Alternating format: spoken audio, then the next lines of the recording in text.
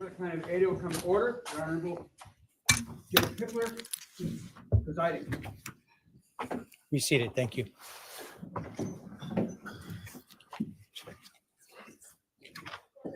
need about 5 minutes. Need 5 minutes?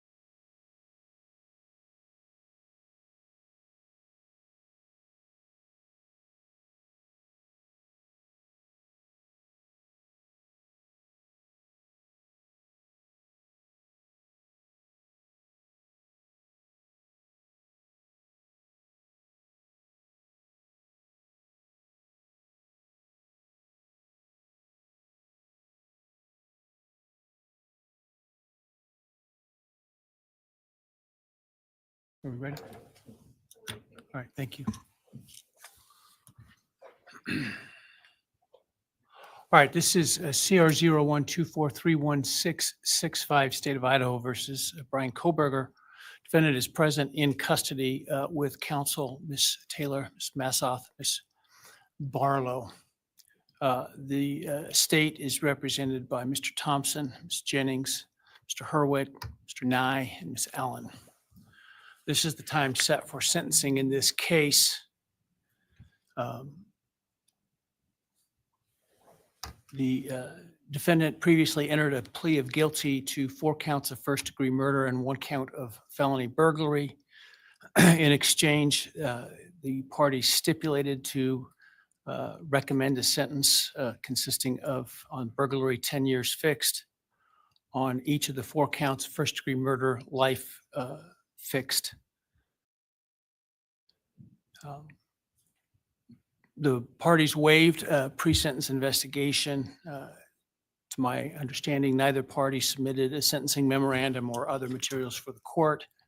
Court is familiar with the file and the evidence submitted previously by the parties as it has reviewed them throughout the case and in anticipation of trial.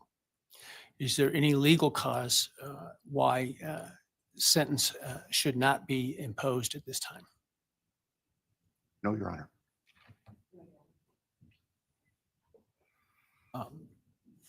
Does the state, before impact statements and arguments, wish to present evidence today?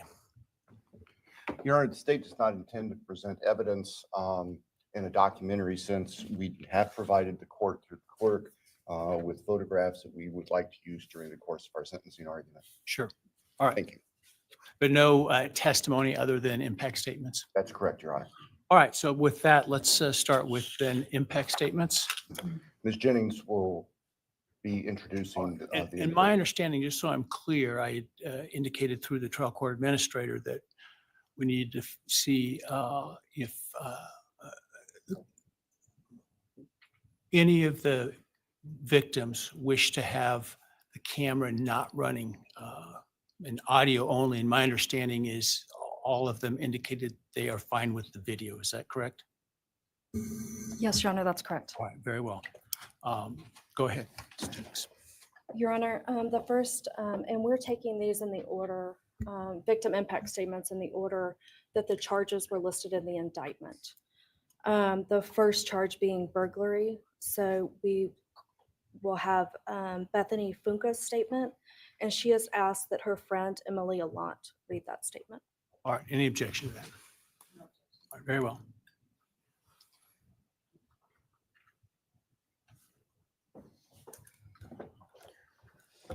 Thank you, Your Honor. I'll be speaking on behalf of Bethany, and so, yeah, here it reads.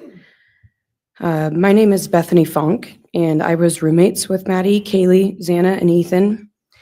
I not only lost some of my best friends, but I also lost a sister. Never in a million years would I have thought that something like this would have happened to my closest friends. I thought that we were going to wake up and go upstairs, see them and tell them how they had scared us and that they were going to tease us about how we are constantly scaredy cats. I make jokes about it as we would go to Taco Bell like always. But sadly, that is not what happened and what turned out to be my worst nightmare. When I first woke up that morning, I had no idea what happened. I woke up around 7 with a terrible toothache, so I called my dad, who is a dentist, and he asked what I should do. He told me to take Advil, so I did, and I went back to sleep. I was still out of it and still didn't know what happened. If I had known, I of course would have called 911 right away.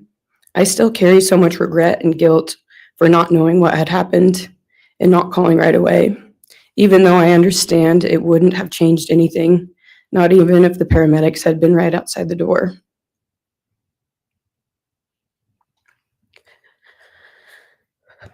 I was so frantic that morning and scared to death, not knowing what had happened.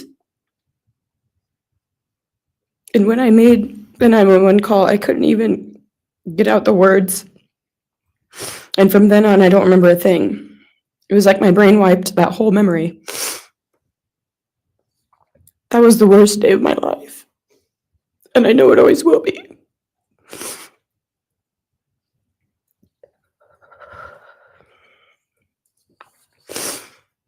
While I was still in shock, trying to process the fact that my friends were truly gone, I had been attacked by the public. I was grieving, numb, and unsure of what had happened was even real. And at the same time, I was getting flooded with death threats and hateful messages from people who did not know me at all or know the dynamic of our friendship. Social media made it so much worse, and strangers made up stories to entertain themselves. The media harassed not just me, but also my family. People showed up at our house. They called my phone, my parents' phones, other family members' phones, and we were chased while I was still trying to survive emotionally and grieve the loss of my friends. I hated and still hate that they are gone, but for some reason, I am still here and I got to live. I still think about this every day. Why me? Why did I get to live and not them? For the longest time, I could not even look at their families without feeling sick with guilt. I did not know what to say or what to do. I was terrified that my presence just made their pain worse. And I was still here when their kid, their siblings and their friends, their loved ones should have been here instead. After everything happened, I was afraid to go into my own backyard or alone in my house. I was scared that the person who did this would come for me next. I was always scared that the media would try to catch me at any moment of any day, even when I was just walking around my house. I made my parents close all the blinds during the day so no one could see me even in the slightest chance. I barely left the house, and when I did, I made sure I was never alone. I slept in my parents' room for almost a year. I made them double lock every door, set an alarm, and still check everywhere in the room just in case someone was hiding. And I still check my room every night before, and I double lock it. I have not slept through a single night since this happened. I constantly wake up in panics, terrified. Someone is breaking in, or someone is here to hurt me, or I'm about to lose someone else that I love.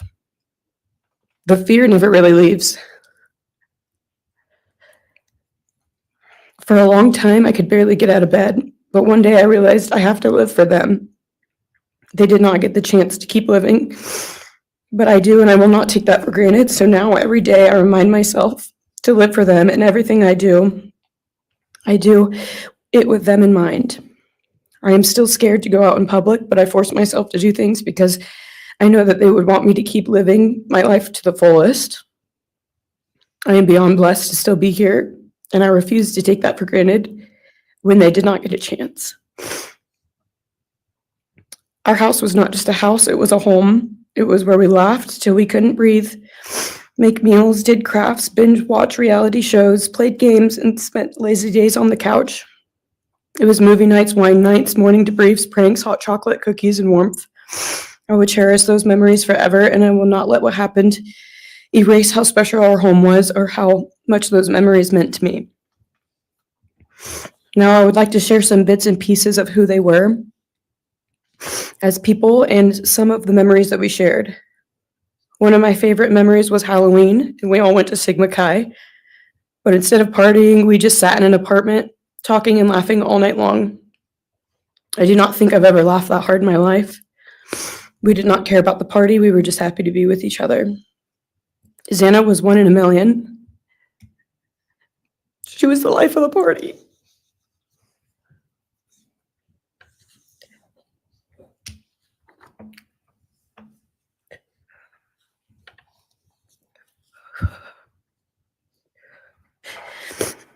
But she was also the kindest and funniest person I knew. Everyone loved her because she made everyone feel so loved. She was just someone you always wanted to be around, no matter the circumstance. One of my favorite days with Xana was when she laid on the couch, when we laid on the couch together all day watching movies and snacking. Or when she, Maddie, and I would go and get margaritas, chips, and salsa. She would also light up a room with her presence alone. Kaylee had the most beautiful, radiant smile, and she was so kind, but also one of the funniest people I've ever known. She loved playing little pranks. She always had us laughing so hard that we could not breathe. She was so full of energy and life. I really believe that she could have ruled the world if she wanted to, and she would have been America's sweetheart. Ethan was the sweetest, most genuine guy. He was always smiling and always making other people smile too. Ethan was the kind of person you wanted around. He was so kind and easy to talk to and just so fun. And the way he cared for Xana was truly something to admire. And really was proof that storybook love and true romances really do exist. It was not only obvious to me, but everyone that was around Ethan and Xana that they were absolute soulmates. Maddie was not only one of my best friends, but she was the older sister I would have always wanted. There was no one I looked up to or admired more than Maddie. She was truly a ray of sunshine, and everyone was drawn to her. She was so kind, loving, funny, fun, and passionate. She had the sweetest soul and wanted nothing but the best for everyone, and to love and show love to everyone. She took me under her wing and always made me feel so safe and included, and above all, loved and valued. She never failed to make me laugh or put a smile on my face. Still to this day, I am beyond grateful that she chose me to be her sorority little, and I thank God every day that I not only got to know her, but had her as one of my best friends. Honestly, I cannot pinpoint one favorite memory with Maddie because I have so many, and this would be a very long read if I did. But if some little memories with her that I cherish is when the two of us made a nice dinner and split some wine, or when we would binge watch Jersey Shore or Summer House. When we came up with a whole dance routine on Halloween and danced and sang all night, like no one was watching. All the late night walks home from going out, and just little shopping trips and so much more. I am beyond blessed that I had the chance to know each and every one of them. They changed my life in ways I would have never put into words. I hope that they are remembered for who they are, not what happened to them, because who they are were so beautiful, and they deserve to be remembered in the highest way. My heart breaks every time I go to text one of them or how badly I wish I could see and hang out with them. And then I remember I cannot. I will never be able to again. But I still talk to them in my prayers every single night, and I always will. I wish more than anything I could hug them one last time. And I wish I could tell them how much I love them. And even though I cannot, I still tell them every night. I will keep living for them as long as I am lucky enough to still be here. And they were all truly one of a kind, and they will be in our hearts forever and always. Thank you. And please convey to Bethany my appreciation for her courage, and I hope that she heals. Next is Dylan Mortensen. We're asking for some accommodations for Ms. Mortensen and that she be allowed to sit in my seat. Sure.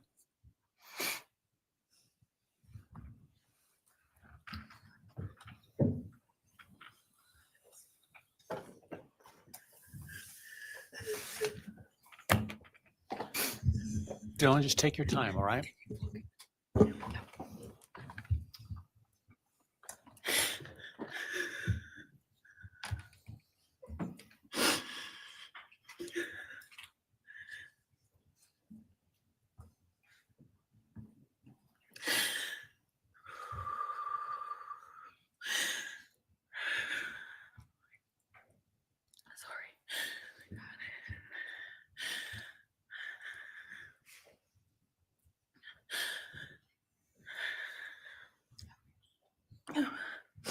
Thank you, Your Honor.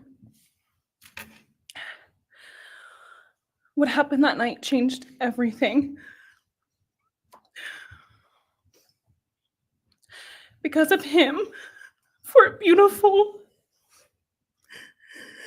genuine, compassionate people were taken from this world for no reason.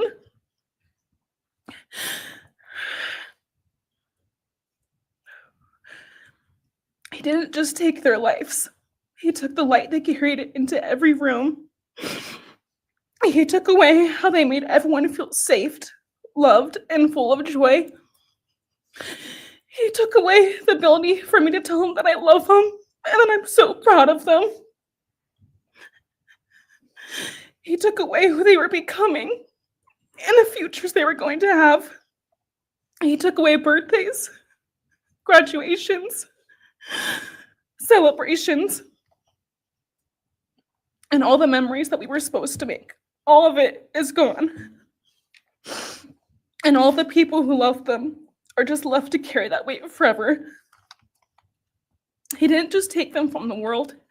He took them from me, my friends, my people who felt like my home, the people I looked up to and adored more than anyone. He took away my ability to trust the world around me.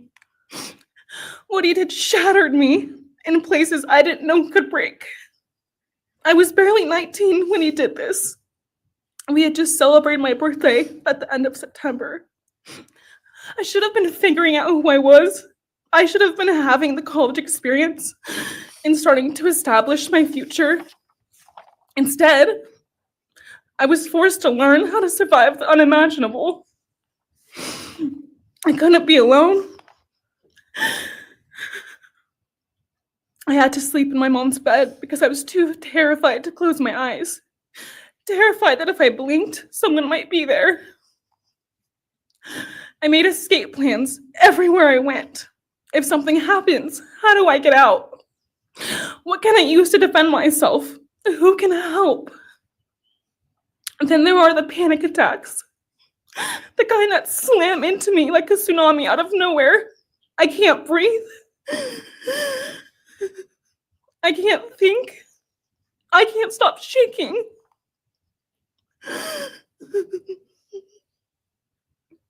All I can do is scream because the emotional pain and the grief is too much to handle.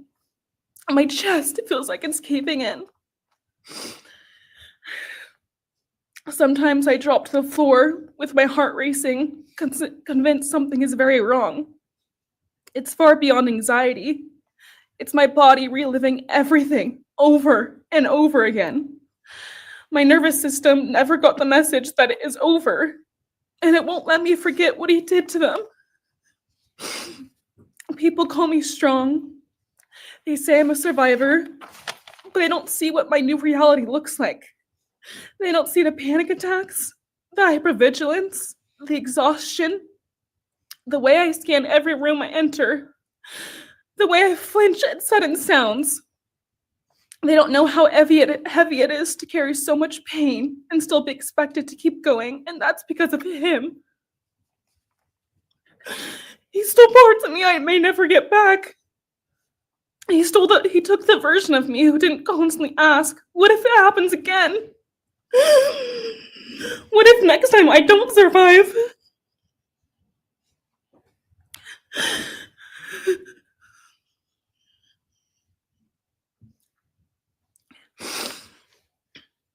He may have shattered parts of me, but I'm still putting myself back together. Piece by piece, I'm learning how to live in this new version of life. It is not easy. It hurts, but I'm still trying. And I'm not trying just for me. I'm trying for them, my friends. About a year ago, I had a dream about them. I got to say goodbye. I told them I won't be able to see you again, so I need to tell you goodbye. They all kept asking why, and all I could say was, I can't tell you, but I have to. When I woke up, I felt shattered and heartbroken, but also strangely grateful. Like maybe in some way that dream gave us the goodbye we never got. Still, no dream can replace them, and no goodbye will ever feel finished. He is a hollow vessel, something less than human. A body without empathy, without remorse. He chose destruction. He chose evil. He feels nothing. He tried to take everything from me. My friends, my safety, my identity, my future. He took their lives, but I will continue trying to be like them, to make them proud. Living is how I honor them. Speaking today is to help me find some sort of justice for them. And I will never let him take that from me. He may have taken so much from me, but he will never get to take my voice. He will never take the memories I had with them. He will never erase the love we shared, the laughs we had, or the way they made me feel seen and whole. Those things are mine. They are sacred, and he will never touch them. I get to feel sadness. I get to feel rage. I get to feel joy even when it's hard. I get to feel love even when it hurts. I get to live. And while I will still live with this pain, at least I get to live my life. He will stay here, empty, forgotten, and powerless. Dylan, thank you so much for your courage. I appreciate it.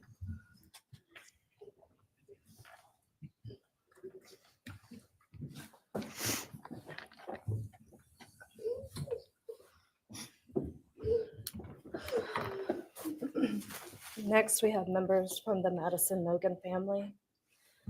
First would be Scott Laramie, Madison Mogen's stepfather.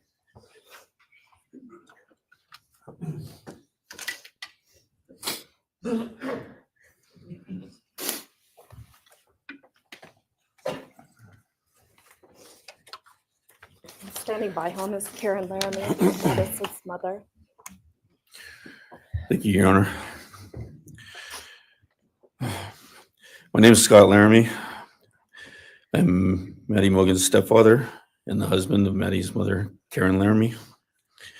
I will read this victim impact statement on behalf of Karen and myself. Maddie was our gift of life, our purpose, and our hope. Maddie quickly became Karen's joy, identity, and purpose in life. I joined Maddie's life when she was 2.5 years old. Experience transformed me into a life of joy, love, and family. Maddie was bright, beautiful, kind, empathic. She listened carefully to others and was observant, seeing and caring about the hearts and the minds of all she encountered. She loved music and music festivals. She had a wonderful sense of humor. She excelled in school. She was an easy child to raise, almost never requiring discipline, and almost always giving us parental joy. One time Karen remembers disciplining Maddie as a little girl. Maddie responded, "You broke my heart," which of course melted ours. She had a keen wit, even at that young age. As she transitioned into teenage years, she prioritized us and extended family over many of the distractions that capture teenagers. She showered us with her presence and love at family events, barbecues, picnics, birthdays, holidays, and others. She spent countless hours with her papa, her Uncle David, Aunt Nadine, and her other close family and friends.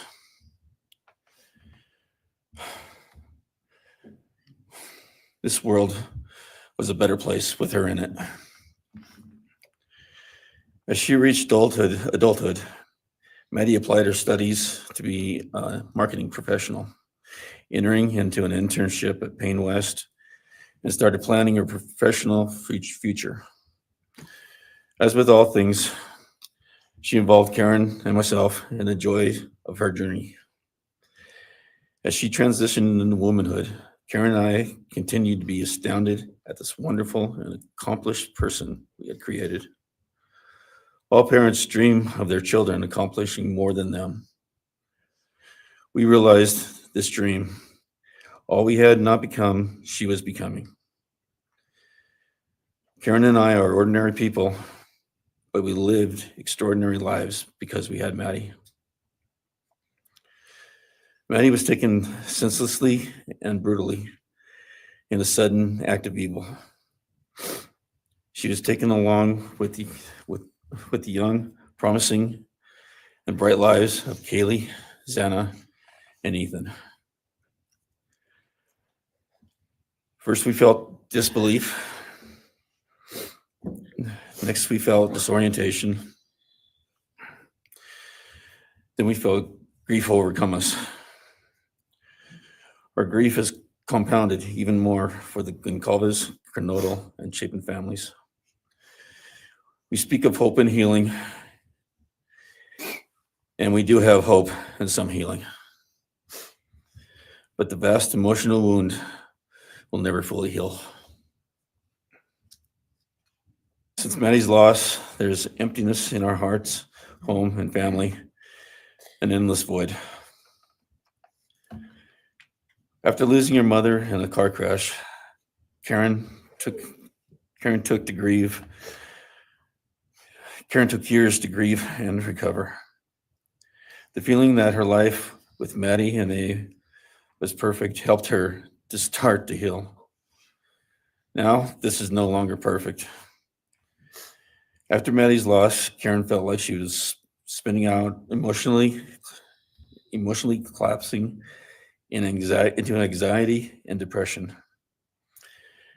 She sometimes asks, "How am I supposed to go on when I've lost my favorite person in the world?" I felt the same, and we continue to struggle. The loss of Maddie has impacted so many beyond our family. Her second family is her sorority sisters who grieve alongside us. She has so many close friends who suffer from her loss. We will continue to be her loss will continue to be felt by the Vandal community, including Vandal Solutions on campus, where she volunteered her time for others.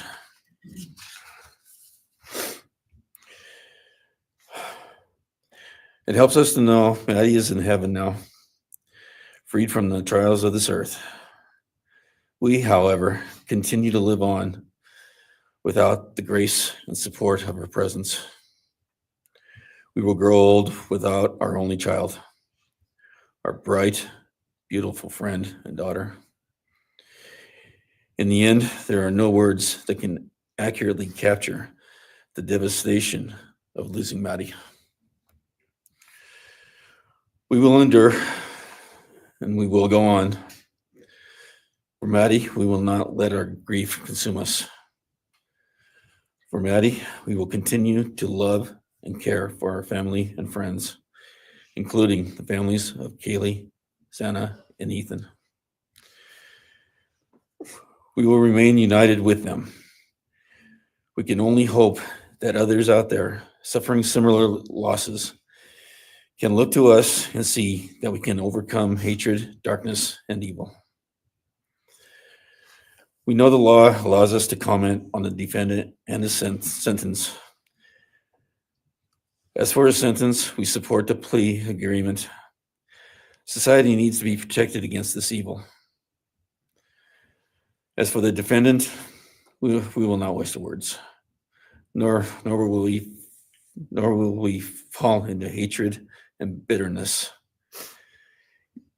Evil has many faces, and we now know this, but evil does not deserve our time and attention.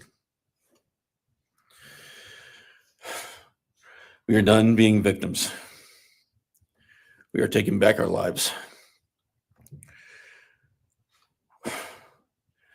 We will turn our time, talents, and attention to hope, healing, and helping others, and to the future.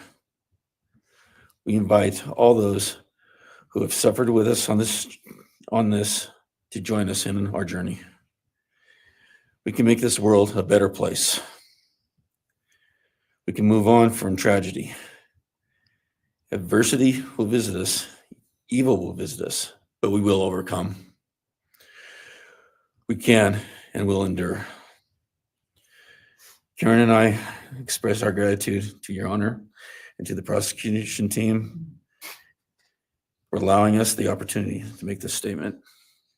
Thank you. Thank you so much for your courage, and I am so sorry for your loss. God bless Your you. Honor.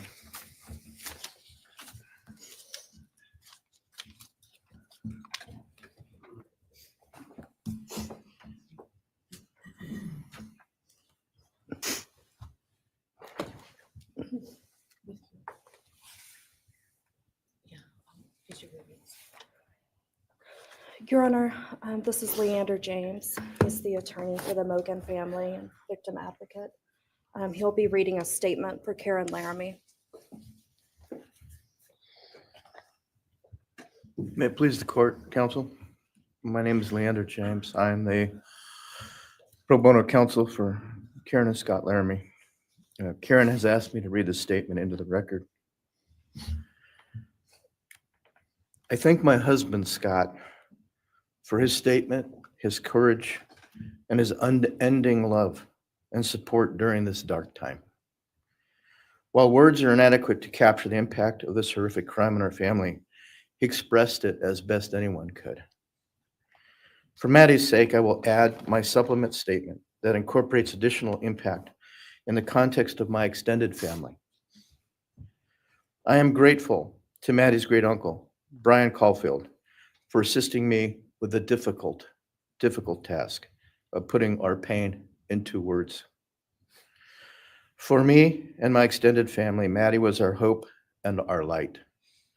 Her beauty, both outside and in, shone its light upon everyone with whom she came in contact. Her beauty, she carried that hope and light into the future for our entire family. We have memories of our Maddie and grief and pain at her being taken from our presence. Any one of us would have given our own light to have been outshone by hers. We now look to our Creator to know that her light continues where we look to see her in His presence. Those who commit evil for their own twisted gains and purposes truly defile the efforts and sacrifices of mothers, fathers, families, teachers, clergy, public servants, service members, and all those who commit themselves to the greater good, freedoms, and the future light of our nation. Condemnation falls heavily upon those who squandered the lives of our future hopes and dreams. Some may offer forgiveness for what the defendant has done. However, we cannot at this time, or perhaps ever, nor will we ask for mercy for what he has done. His acts are too heinous. The agony and grief he has caused, too great. But we will waste no further words or thoughts on him. For Maddie's sake, we will move on. We will do our best to carry Maddie's light into this world and make it a better place. I thank the court and the prosecution for allowing me the opportunity to make my statement. And I thank all those who have and will support my family and the families of Kaylee, Xana, and Ethan. Thank you. Thank you. Thank you, Mrs. Larmy. Appreciate it.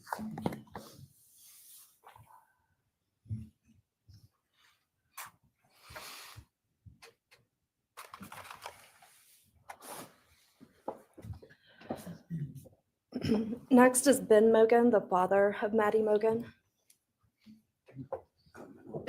Of course. Actually, Your Honor, it'll be Kim Cheeley, the grandmother of Maddie Mogen.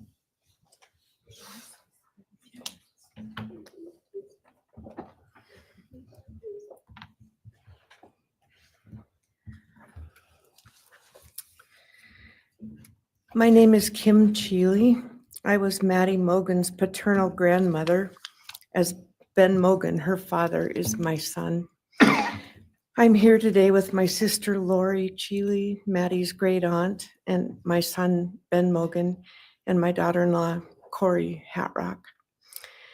I'd like to begin by thanking a number of people involved in bringing this case to closure. In my daughter's words, the plea deal the prosecution team reached this month is one that punishes the perpetrator of this horrendous crime, protects the public from further harm, and allows all of us who knew and loved these kids the time to grieve without the anxiety of the long and gruesome trial, the years of appeals, and potential for mistrials along the way. My family and I are so grateful to Bill Thompson and his prosecution team for their dedication and painstaking work that forced the perpetrator to admit his guilt. We want to thank the Idaho State Police, the Moscow Police Department, the FBI, and Judge Hippler. We'd also like to thank the University of Idaho officials who have treated the families of the victims with such dignity and kindness, and who have honored the 4 victims beautifully. Maddie was my first grandchild, so when she was born, all her grandparents had the distinct pleasure of deciding what we'd like to be called. I chose Nana, pretty original. But when Maddie was about 1.5 years old, her papa, Ben's dad, and I were planning to visit the new little family in Oregon. Maddie didn't have an extensive vocabulary at the time, but for some unknown reason, she called bananas ba-deedle-deedles. When Karen and Ben told her Nana was coming to visit, she figured, I say deedle-deedle for that word. So I became deedle-deedle, shortened to Deedle when she was about 6 or 7, and I was Deedle all her life. I don't think her stepdad, Scotty, ever knew my given name was Kim. Maddie's and my birthdays were 1 day apart, and a couple years before she was killed, she gave me this necklace with Deedle and Maddie engraved on it, and I added an angel wing, and it's one of my treasured possessions. I also got an angel wing tattoo, never thought I'd see the day, but along with many members of our family, replicating the one that Maddie and her sorority sisters had. I wanted mine where I could see and touch it often. From preschool through grade school, I stopped teaching piano lessons early on Wednesdays and picked Maddie up for bubble baths, brownies, and books. It was our special time together. And she went home those nights in her jammies with a pan of warm brownies for her family. Although Karen and Scotty raised Maddie and did such a lovely job of parenting, we Mogens were lucky to have her for holidays and many other family gatherings. We'll always have our treasured memories of Maddie growing up in our big, extended, cooperative family. And I thank Karen and Scotty Laramie for being so generous and open and sharing Maddie with her Mogen side of the family. When the 4 kids were murdered, the foundation fell out of our world. Initially, the fear was truly debilitating. The first 6 weeks were excruciating. Despite the vigils, memorials, candlelight gatherings of students, friends, family, community members. After the arrest in the past 2.5 years, my family has lived with grief, with the effects of traumatic grief, of which I was blissfully unaware before all of this. I now have a stack of books on grief. I've attended grief classes at hospice. I've tried EMDR, a technique that helps replace disturbing visions with something more comforting.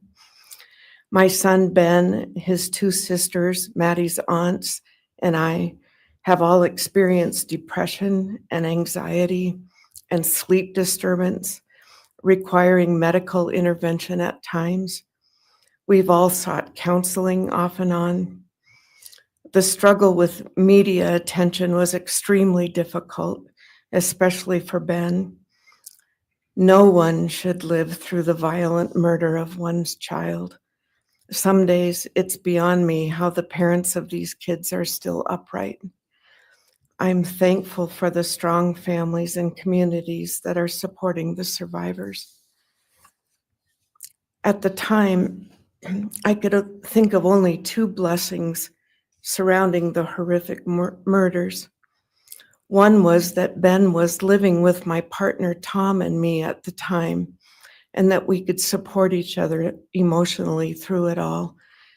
Sadly, Tom died a year ago of a rare brain cancer, and he won't be here to see justice served. He was our family's rock, and we all miss him every day. A second blessing is that my mother died of COVID several months before the kids were killed, and she didn't have to live through the horror. It was difficult to identify blessings. So we've all lost our dear child and a future with her. I ache for the loss of the dreams that she and her true love, Jake, held. And my heart goes out to Karen and Scotty and your side of Maddie's family. You've had more than your share of loss. My heart aches for the kids' roommates and the families of the other victims, and also the family of the perpetrator.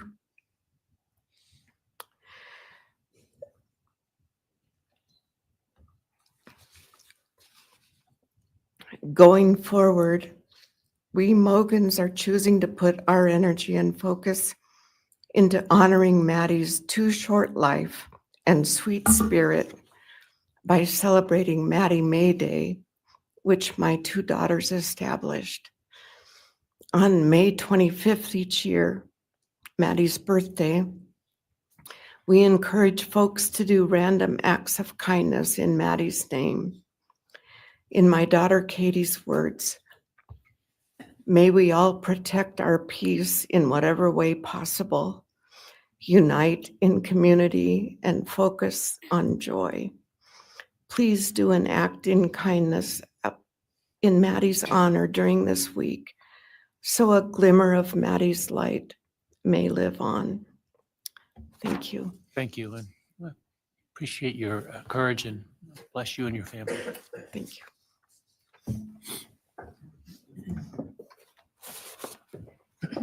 Now it's Ben Mogen, Maddie Mogen's father.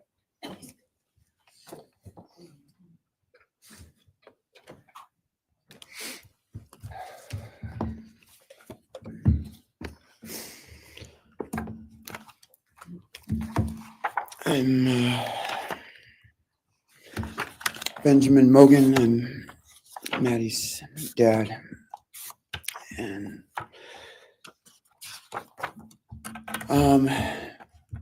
first, I just want to say thanks to all the people that helped bring this all to a close. I know it's not the resolution that everyone,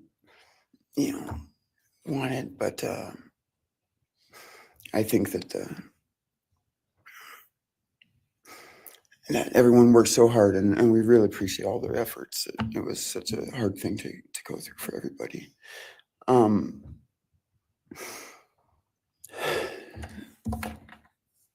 Maddie was my only child that I ever had. She's the only great thing I ever really did, and the only thing I was really ever proud of. And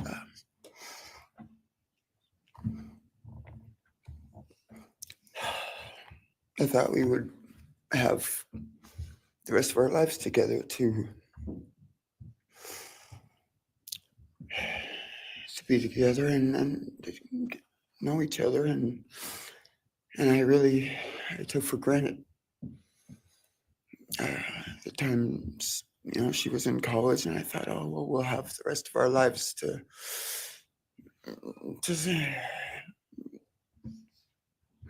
do all the stuff that we're supposed to do, and she was just about done. She actually earned all of her credits for her college degree, and Karen and Scotty and I got to go and get her diploma that she actually earned, and she served every bit of that. And but I thought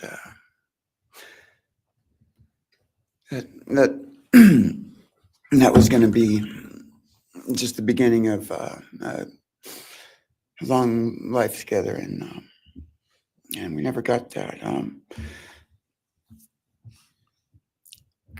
Karen and Scotty did such a great job raising her after Karen and I split up, and I'm so thankful for Scotty and the role that he played in her life when I wasn't able to.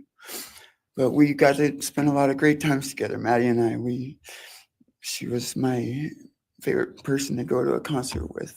We got to see some fun shows together, and I told her, if there's ever a show that you want to go to, let me know, and I'll get you tickets for you and your friend, or if you want to go together, we'll make it happen. And my favorite memory with her was when the Mac Miller show sold out here in Spokane, and everyone wanted tickets, no one could get them, and they, on the last day before the show, they did a radio thing, and I got 4 meet and greet tickets for Maddie and her friends and me to go and see the show, and that was her favorite artist at the time, was Mac Miller, and he's gone now too. And my little cousin Zach drove us all there that night, and he's gone too, tragically. And anyway, the last thing that she ever wrote to me was this Father's Day card, and I'm so glad I still have it. I'm just going to read what she said. It says, "Happy Father's Day. I hope you have the best day. I can't wait till we can hang out again soon. I'll be in Coeur d'Alene, 624 to 74. Hopefully we can find a time then. I love your birthday card that you sent me, by the way. Maybe we can see a concert sometime soon. I'd love to see the gorge when it's not so smoky out. I hope you're doing well. I'm proud of how far you've come. Thank you for always encouraging me to do my best. Love you lots and lots. Love, Maddie May.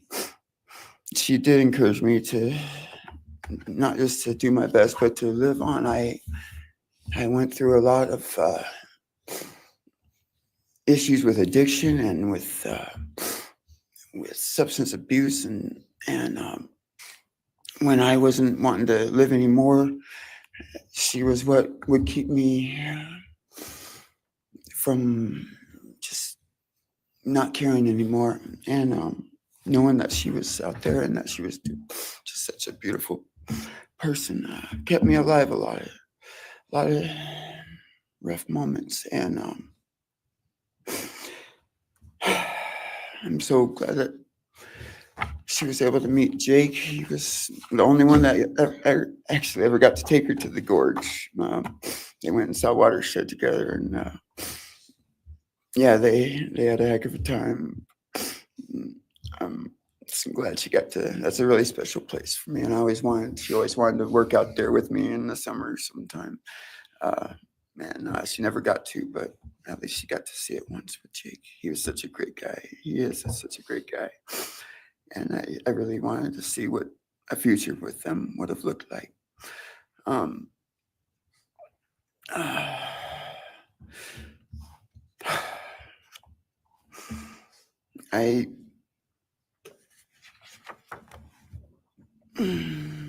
never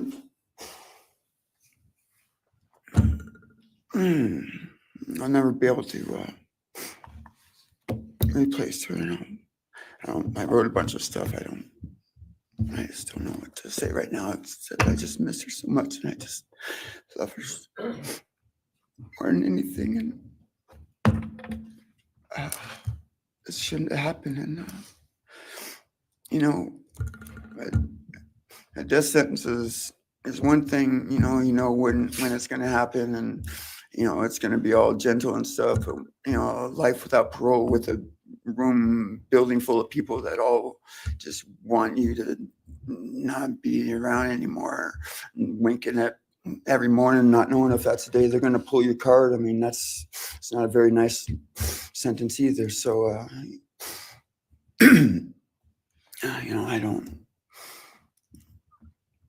I just love you, Maddie, and I wish you were still here. Thank you so much.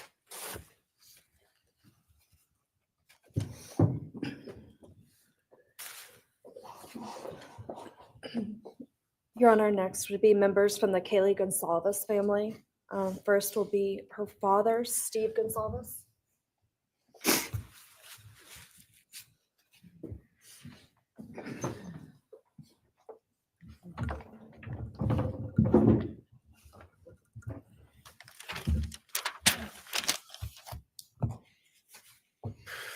Today, we are here to finish what you started.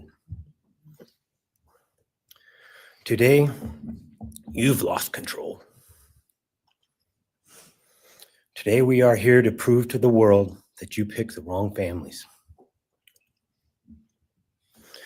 The wrong state, the wrong police officers, the wrong community. You tried to break our community apart. You tried to plant fear. You tried to divide us. You failed. Instead, your actions have united everyone in their disgust for you. I just learned from these lead investigators, to their shock, they worked in an investigation and actually worked with Pennsylvania police officers and the federal FBI. You united everyone. Everyone was united after you. None of us are divided. We are united in our disgust and our love for these children. Today, you have no name. Because when this all started, we all came together and we said, let's stop even talking about his name and just use initials. So even the media just calls you BK. That's all you are. Looking back when the police officers knocked on my door, told me what happened to my child, told me what happened to Maddie Mae, I don't think he was even out of the driveway before my kids turned around, looked at me and said, "What do we do, Dad?"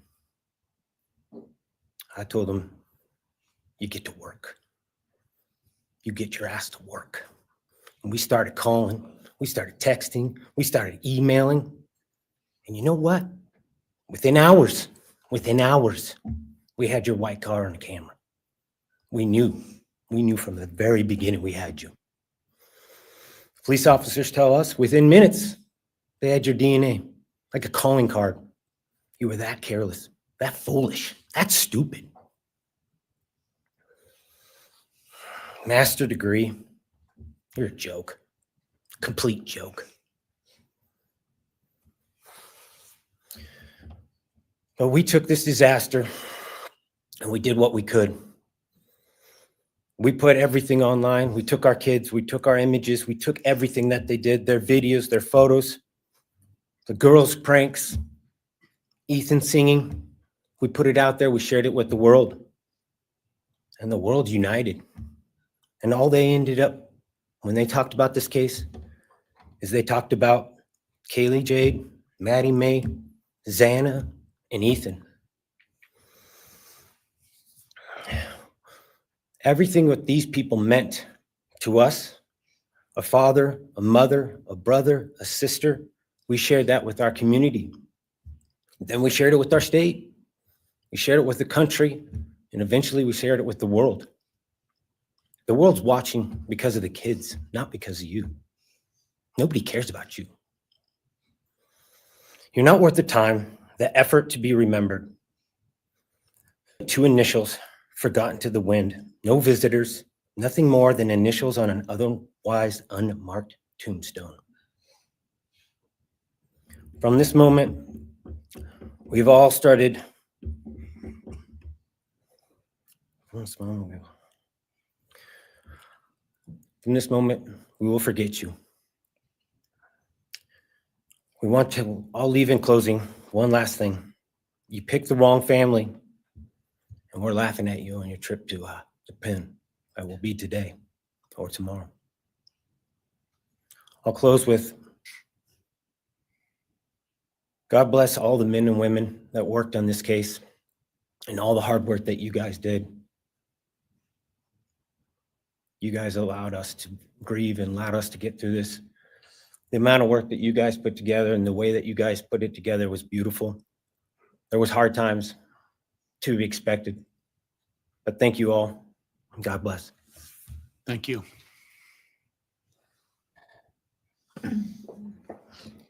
Your Honor, next is Stephen Gonzalez, Kaylee's brother.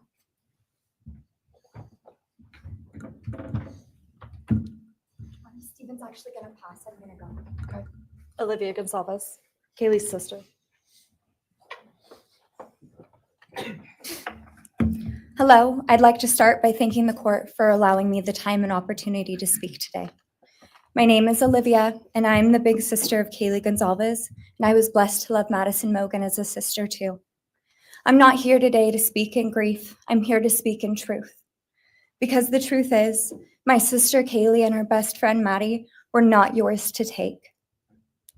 They were not yours to study, to stalk, or to silence. They were 2 pieces of a whole, the perfect yin and yang. They are everything that you could never be. Loved, accepted, vibrant, accomplished, brave, and powerful. Because the truth about Kaylee and Maddie is they would have been kind to you. If you had approached them in their everyday lives, they would have given you directions, thanked you for the compliment, or awkwardly giggled to make your own words less uncomfortable for you. In a world that rejected you, they would have shown mercy. Because the truth is, I'm angry. Every day I'm angry. I'm left shouting at the inside of my own head everything I wish I could say to you. The truth about me is when I heard the news, I didn't cry. I listened for them. I promised them I would. that I would fight for them, that I would show up no matter what it cost me. I swore I'd never let them feel alone. Because you see, I've always been their heavyweight. I've always been the one to fight the battles they didn't feel ready to fight themselves. All it ever took was a call, and they knew I would handle it for them, no matter the time, no matter the cost. They could wave their white flag because they knew I would never back down, not for them, and not even death could change that. Somewhere along the line, I started to think about what I would say to them if I was given just one last chance. If I could gather enough heartbreak or love or sacrifice or whatever it took to get just one message across, what would I say? Throughout this entire process, I've written my feelings down at every moment, my wishes, my love, my denial, my anger. And as one final act of love, I'd planned to read these thoughts, even jarring and discombobulating and not even making sense. Because for me, that was true love. As bare and as naked as it could be, not laced in pretty words or dressed for the occasion, but written through bleary eyes at 2 a.m. with clenched fists, angry at this reality. My true final act of love was to continue on without them, for them. That dream to read aloud my love to them, to bring meaning through pain, was the latest blow in realizing you don't deserve it. And Kaylee and Maddie don't need it. Kaylee and Maddie have always known my love, and they would never ask me to prove it by further victimizing myself to a defendant who has shown no guilt, no remorse, no apprehension. They would say to me, "Why would you give the satisfaction of showing vulnerability now? You promised you would never back down." And for that clarity, I'm thankful. I won't stand here and give you what you want. I won't offer you tears. I won't offer you trembling. Disappointments like you thrive on pain, on fear, and on the illusion of power.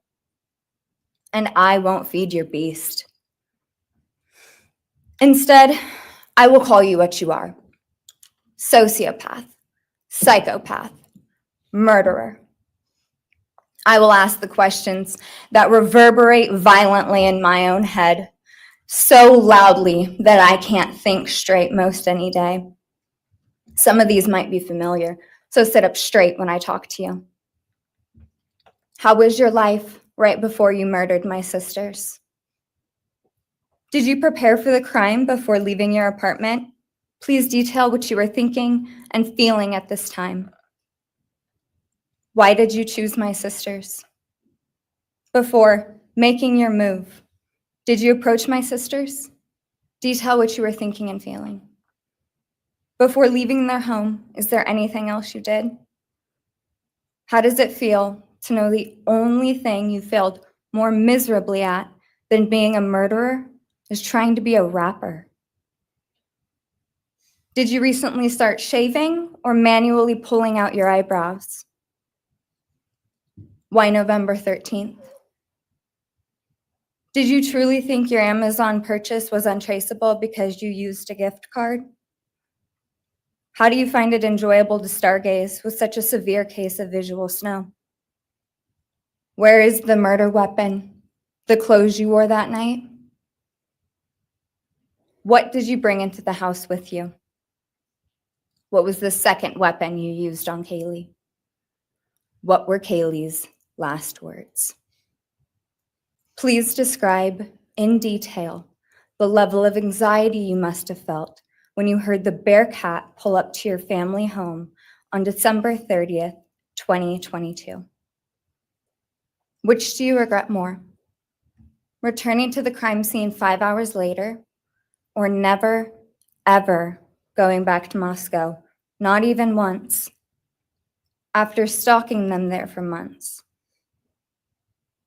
If you were really smart, do you think you'd be here right now? What's it like needing this much attention just to feel real? You're terrified of being ordinary, aren't you? Do you feel anything at all? Or are you exactly what you always feared? Nothing. If you're so powerful, then why are you still hiding, defendant?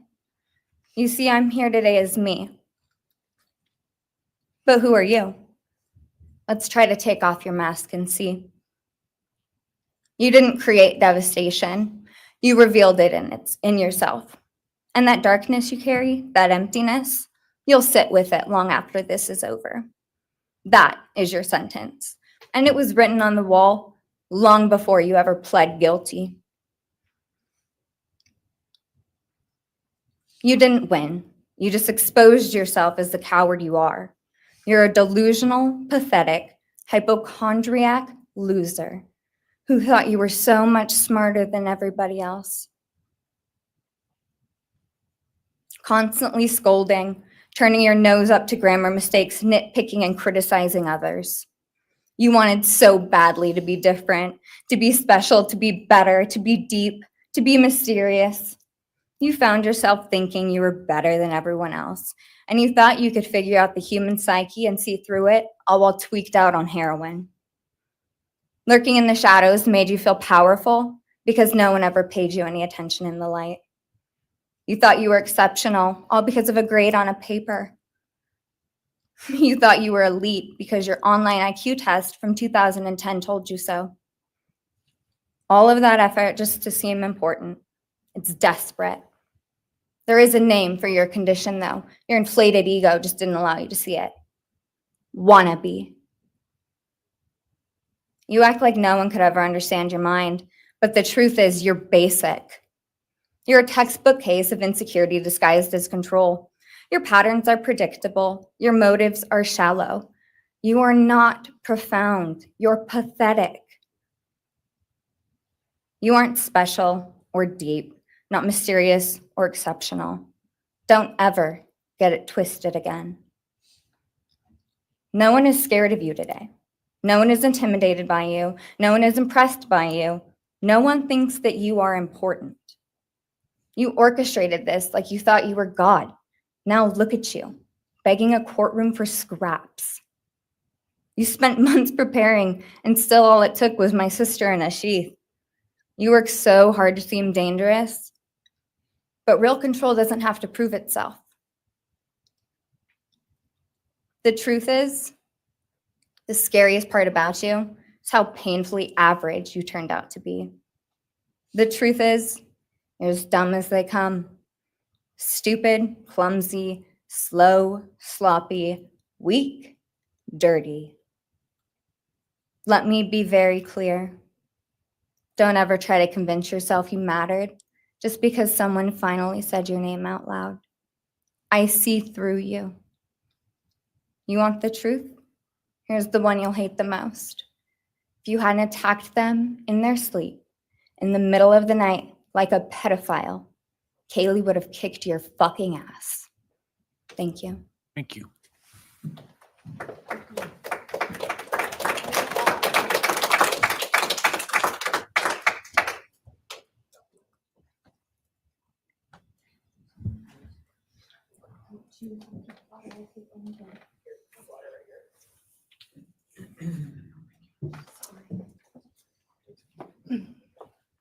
Next is Christi Gonzalez, Kaylee Gonzalez's mother.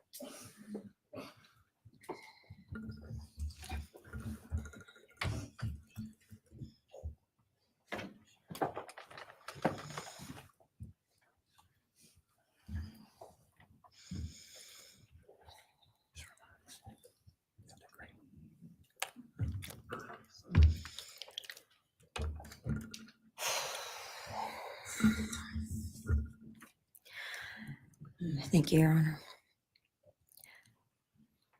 I never imagined having to speak to someone so devoid of humanity. For a long time, I didn't think I'd find the words low enough to meet you where you are. But now I realize this isn't about you. It's about what you've done to me, and I need you to hear it. When you murdered my daughter, Kaylee Jade Gonzalez, you didn't just take her life, you shattered others. You attacked what you could never be, and in doing so, you left a trail of devastation far beyond that house. You stole my peace. You've altered my every waking moment, every sleepless night, the way I view the world, people, safety, trust. It's all been changed by your cruelty. I no longer recognize parts of myself. Joy is harder to find. Laughter feels foreign. The world moves forward, but I'm suspended in a place of sorrow and rage. You've taken from me something that can never be restored. The grief sits with me every day, some days quietly, and other days so loud it drowns out everything else. The emotional toll you've inflicted on me is immeasurable. I live with a constant ache, with birthdays that are now memorials, with holidays that feel hollow, with empty chairs that scream louder than words ever could. I am forever changed. But for you, as a person working on a PhD in criminal justice, you really didn't think this one through. You're not that good. In fact, you're not that good at anything. You couldn't secure a job. You couldn't get along with others. You couldn't even get a female to look in your direction, all because you are pathetic. Now you're a joke in this courtroom. I wish I could crown you with a jester hat to complete your orange jumpsuit clown look. A dead killer doesn't kill again. So while I'm disappointed the firing squad won't get to take their shots at you, I'm confident that the men in prison will have their way with you in more ways than one. You will finally get what you wanted, physical touch. Just probably not how you were expecting it. See, you haven't beat the system. You've simply entered a new one, where the rules are cruel and the consequences will never end.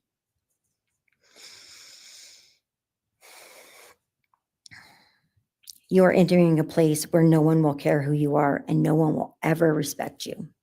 You will be forgotten, discarded, used, and erased. You will always be remembered as a loser, an absolute failure. And when those prison doors slam shut behind you, I hope that sound echoes in your heart for the rest of your meaningless days.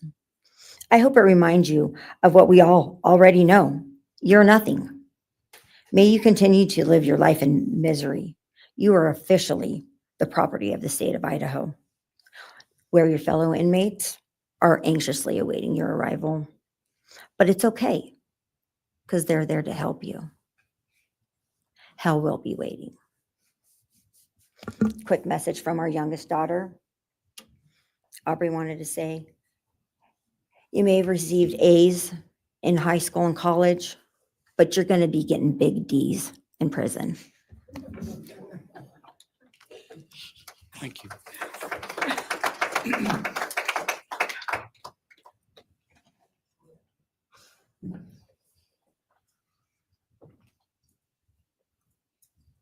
Do we have more from the Gonzalez family, or are you? Yes, next would be Shannon Gray, the Gonzalez family attorney. He'll be reading statements from Kaylee Gonzalez's grandmothers. Morning, Your Honor. Shannon Gray, the attorney for the Gonzalez family. I actually have 3 statements, one from her aunt and 2 from her grandparents. This is from her aunt, Tammy Butts. You, in the cloak of darkness, made a decision to turn our whole family's world upside down forever. You, in the cloak of darkness, took our Kaylee J. Gonzalez away from us all without hesitation. Never have you shown any remorse or regret. We just get creepy, non-expressive stares as you have your team of women defend you.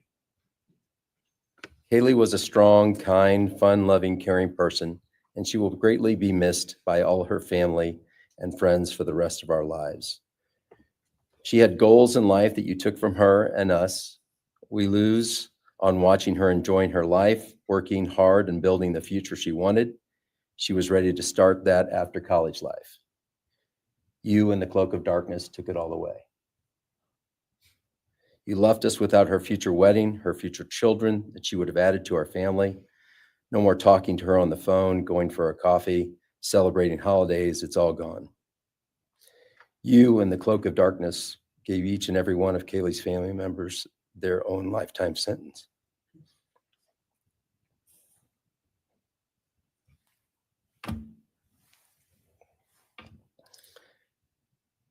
You, in the cloak of darkness, also took our Maddie Mae from all of us. She was so genuine, caring, polite. She was part of our family. You came in, harmed our children that were younger women than you in their own beds. You're nothing, you're a coward. It's not right that you have received life. I pray that you meet your end in the cloak of darkness, burn in hell. I have two other statements, Your Honor.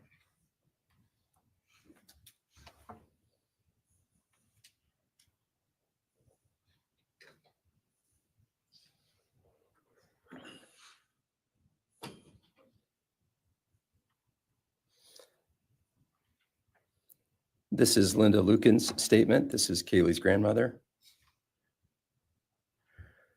I really don't know how to address something so inhumane, but I will try.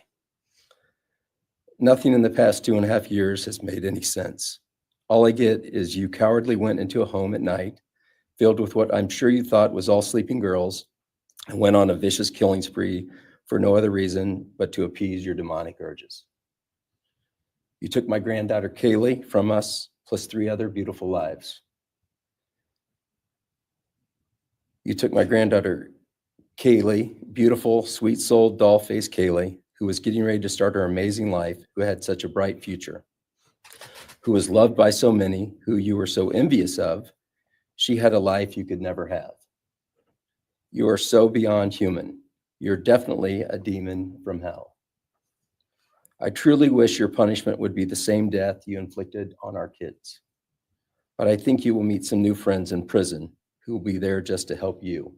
Thumbs up.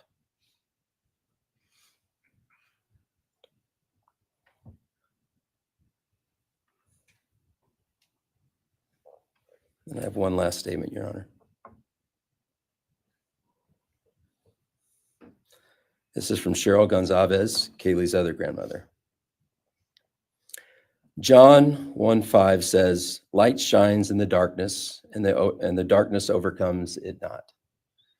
Somewhere in your life, some jealousy, envy, ego, something went dark. It pushed out all light until you became dark and evil. And when you saw my granddaughter and her friends, their light, because they have such a light, you couldn't stand it. Because the darkness in you could not stand the light in them. And so you decided to destroy it. Cowardly, you walked into their rooms in the dark and took their lives, hoping to get rid of your darkness. But you didn't. You failed. Because you know what was once a light shown only to their friends, families, and loved ones is now all over the world. Everyone sees it. Their smile, their beauty, their plans, everything they were and had.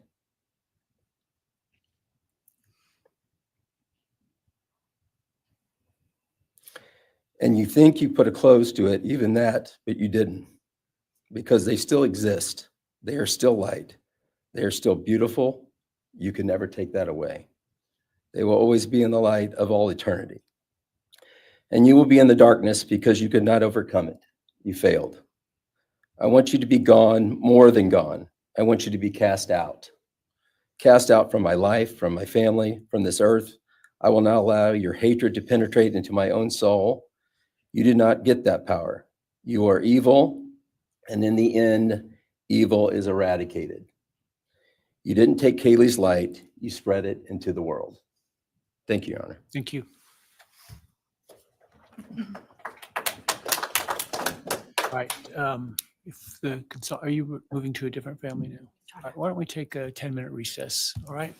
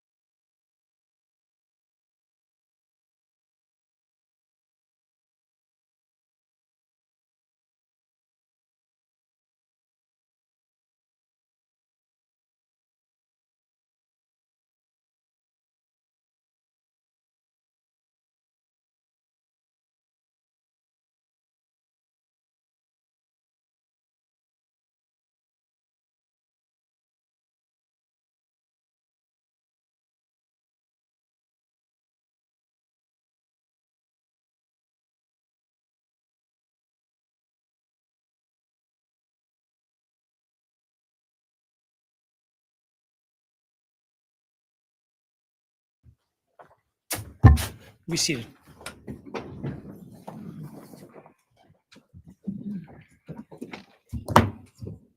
All right, Ms. Jennings. Thank you, Your Honor. The next family is the family of Xana Kernodle. And first would be Jasmine Kernodle, Xana's sister.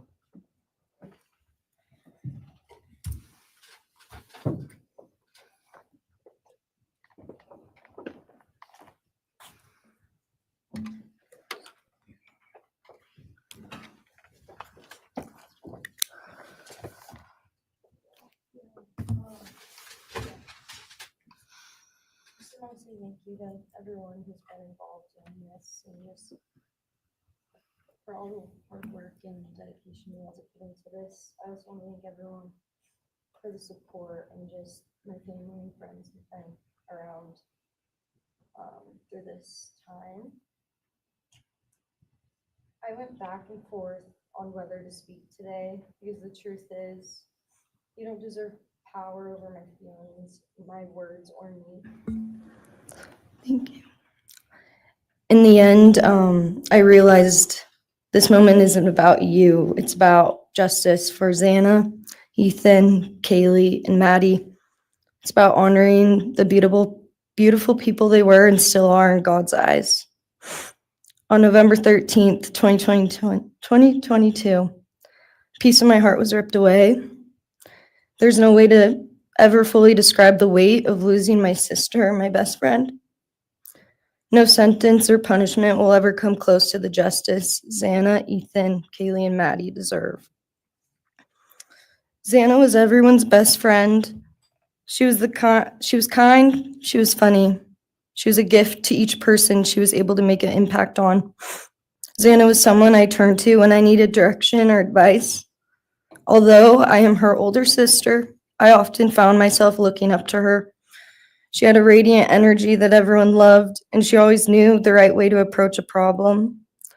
She knew how precious and special life was, and she truly did live every day to the fullest.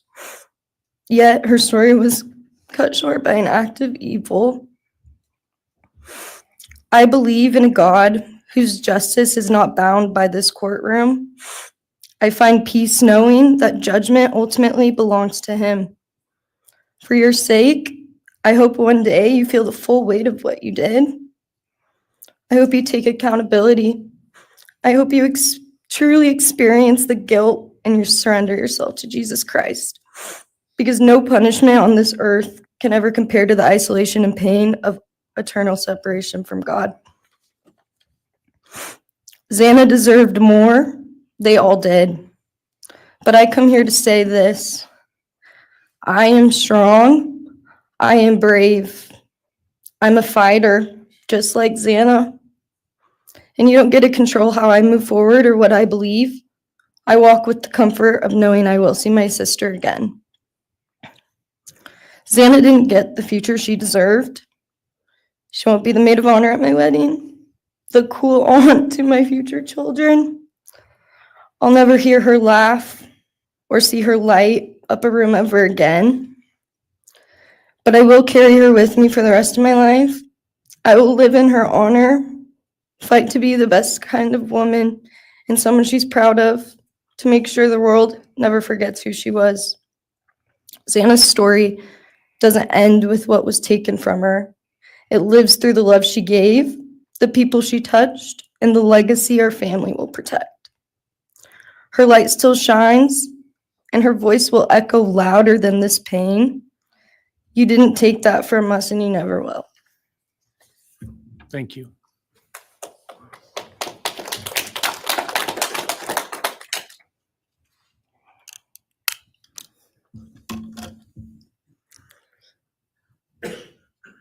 I just want to say before I start, I'm Xana's dad, Jeff Kernodle.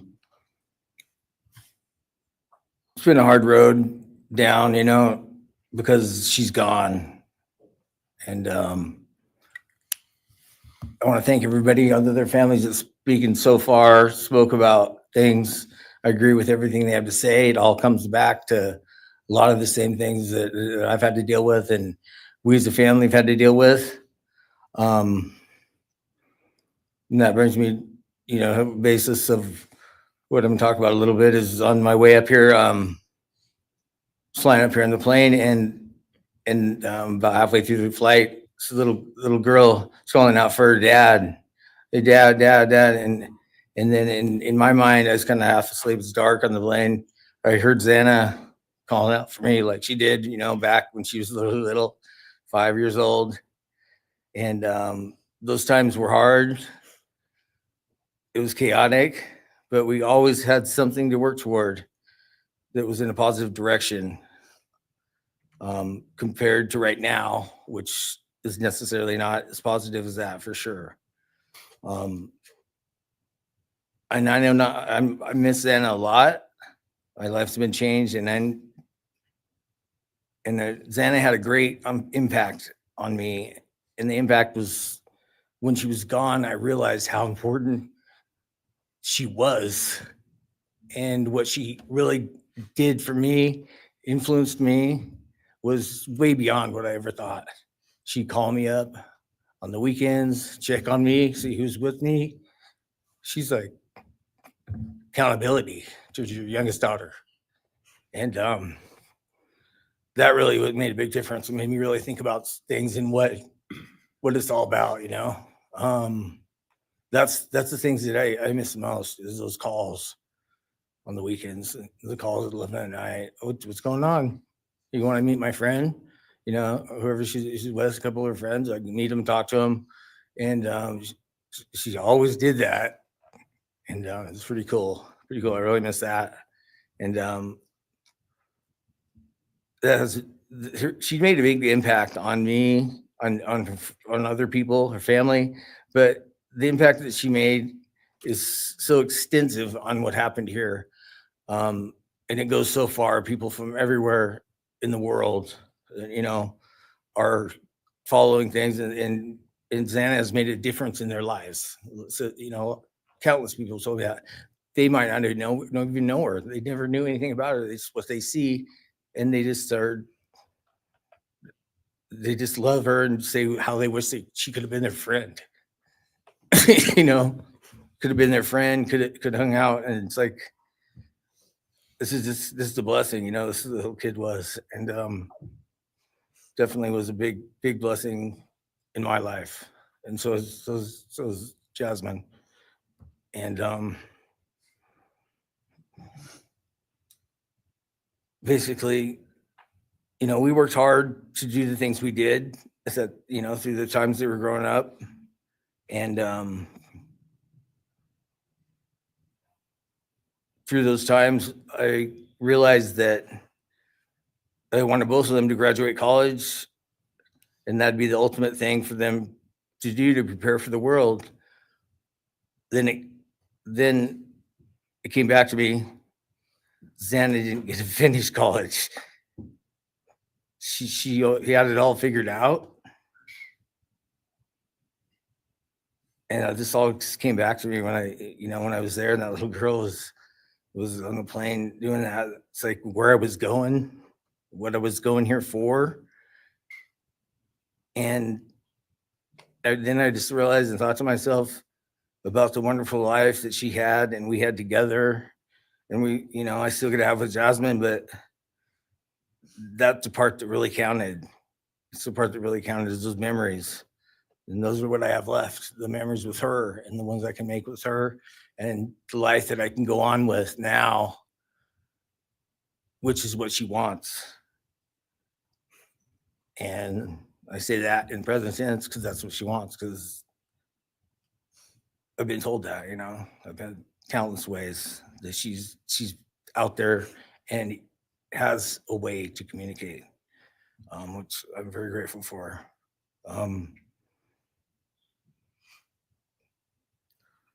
That goes to say that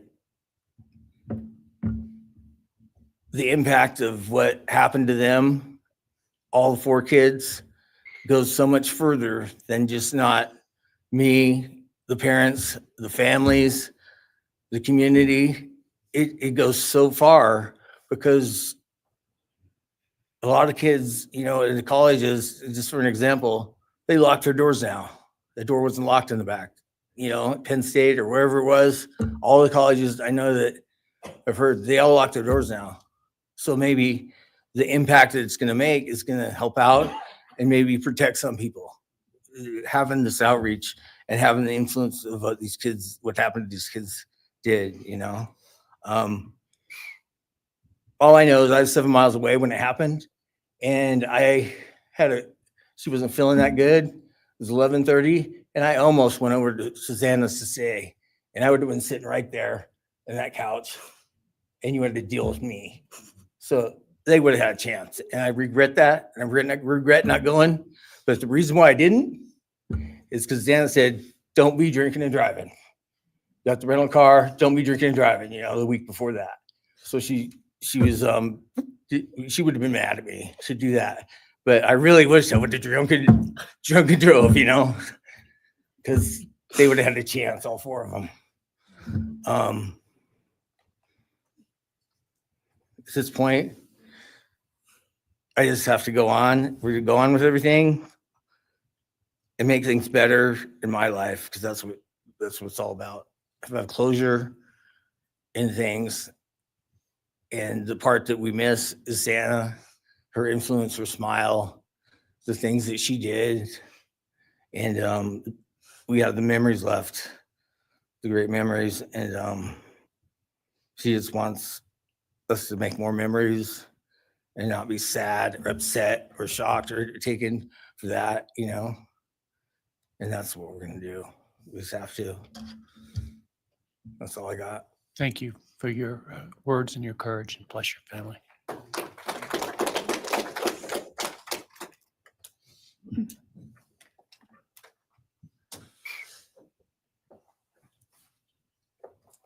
Next, Kim Kernodle would like to address the court.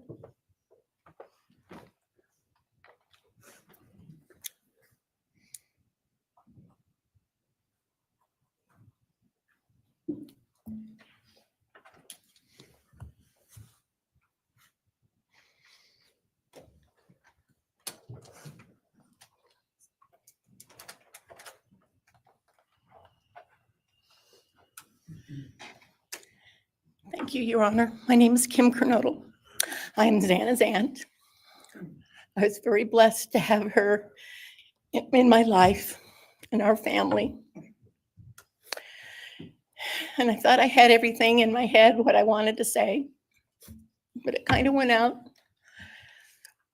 And I'm always looking for the positive thing, because evil, hate can destroy people. And that's what it started doing with our family. It created anger with our family members. And then I had to look, because Xana was everything that the media, her friends said. She was that fun, loving, high-spirited, beautiful person. And I no longer get to get my nails done with her, have lunch with her.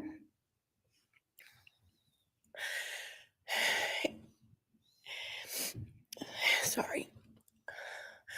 But how I look at it now is this tragedy, this horrible tragedy on all of the 4 children, has brought us closer. You united us with your actions. We're united now, and we're stronger than ever. We have family and friends now that we never knew we had. And, this is probably going to bother everybody, but Bryan, I'm here today to tell you I have forgiven you, because I no longer could live with that hate in my heart. And for me to become a better person, I have forgiven you. And anytime you want to talk and tell me what happened, get my number. I'm here, no judgment, because I do have answers or questions that I want you to answer. And I'm here. I'll be that one that'll listen to you. Okay? Thank you, Your Honor. Thank you very much. My name is Stratton Kernodle, and I'm Xana's uncle, Jeff's brother. Sitting here today listening to the stories and feelings and feeling the pain from everybody is a pretty powerful thing. It's each time a statement was read, it sort of would tug into my center core as I felt everybody's anguish. And Dana meant a lot to us, and we loved her very much. But I started thinking about, instead of rehashing everything that everybody else has talked about, I wanted to direct it another direction toward Bryan and what he's done to his family, his parents, his siblings, his friends, his universe. He has contaminated, tainted their family name, and pretty much made a horrible, miserable thing to be ever related to him. And I know that that's what he has to live with, and that has to be his pain. And that's all I have to say. Thank you.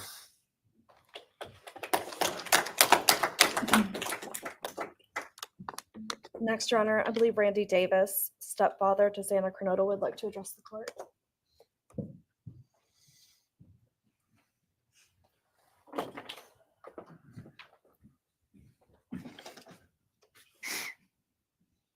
Hi, my name's Randy, stepdad of Xana. I just feel the same way we all do. All of us are united because of something that happened. And I'm grateful to know and have met some new family because of this awful event. But this is probably the last time we're all going to be in the same room together. Let's be real. So I can say, I love you all, and I feel your pain. And just God bless us all, you know, just get through it. I had stuff wrote up. It was probably best I didn't read it out. Probably get kicked out of here. So, you know, I'll share one thing to you guys, not to you, with Xana. So I was working in North Dakota and came home, and Jazzy and Xana had taken our son Elijah and put him in a dress, makeup, and it was awful, you know. I was like, I don't know. She was funny. I told her she'd be in the movies and be somebody great one day like that. And now she is just above us as an angel with all the other beautiful kids. So let's hold that to our hearts, because this evil thing is not going to take nothing from us. You, man, I don't know what my limits are here, but I'm really struggling, dude. I am struggling. So I want to just be out in the woods with you, just so I can teach you about loss and pain. I love God. I wouldn't take your life. That's up to him. But I guarantee you, you are weak. God, I would just give a moment, man, 5 minutes out in the woods. Oh, man. You're going to go to hell. I know people believe in other stuff. You're evil. There's no place for you in heaven. You took our children. You are going to suffer, man. I'm shaking because I want to reach out to you, but I hope you feel my energy, okay? Go to hell.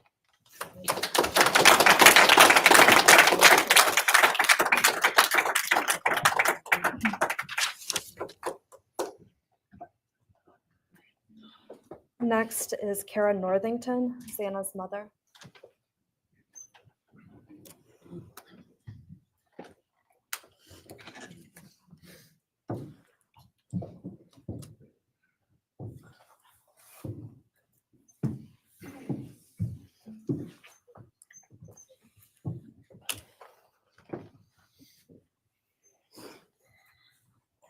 I'm Cara Northington. I am Xana Kernodle's mother. This letter is to you, really. But it's for my daughter, who was murdered by you. Today I stand before you, the man who is responsible for murdering my beautiful daughter, Jasmine Kernodle. My daughter was beautiful both inside and out. She possessed love for those around her and had a light so bright it will live on forever in our hearts. She brought joy and laughter to her friends, her family, and anyone in her presence. Our Lord and Savior, Jesus Christ, now has her in his loving arms in heaven, where she can never be harmed ever again for eternity. Because of her, I came to know my Lord and Savior, Jesus Christ. Because of her, many will come to Christ. It is Christ who lives in me that has given me the strength to forgive you. It was of no power of my own. In return, the Lord has filled me with joy, hope, and peace that surpasses all understanding. Jesus has allowed me to forgive you for murdering my daughter without you even being sorry or asking for this. This is only possible because he who lives in me is greater than any evil in this world. For God hath not given us the spirit of fear, but of power and of love and of a sound mind. I do not fear you or even let you rent space in my head anymore. This forgiveness has released me from any and all evil you have inflicted on me and my family. It has allowed me to let our Lord deal with you. You have accepted a deal that will prevent you from receiving the death penalty.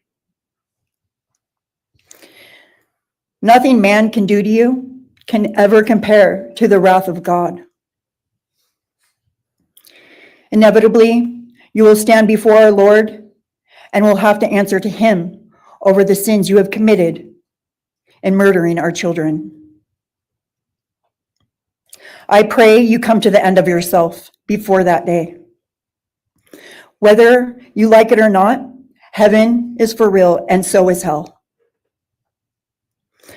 The innocent life of Xana that you stole from myself and my family, and the destruction of this, and the destruction it has caused. I am washing my hands of you and turning you over to my Lord and Savior, Jesus Christ, whom vengeance belongs to. In closing, I want to read a passage from the Bible, Ephesians 6, King James Version. Finally, my brethren, be strong in the Lord and then in the power of his might. Put on the whole armor of God, that ye may be able to withstand the wiles of the devil. For we wrestle not against flesh and blood.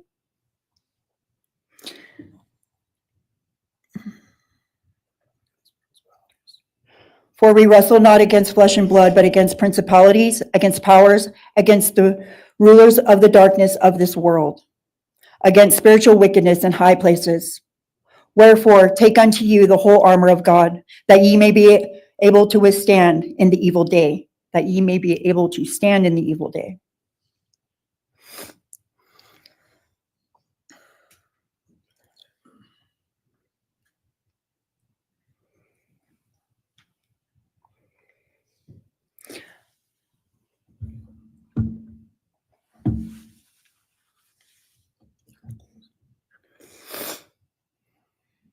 I'm not going to share memories of Xana or any more of the goodness of her with you, because I do not want that to be in your head. I don't want it to be in your head. You don't deserve that. You don't deserve our good memories that we have. I do pray for you. I pray that you come to the end of yourself. I pray that before this life is over, that you ask our Lord and Savior in your heart and to forgive you. I do pray for that. But after today, I wash my hands of you, and you are no longer a thing. Thank you. Thank you.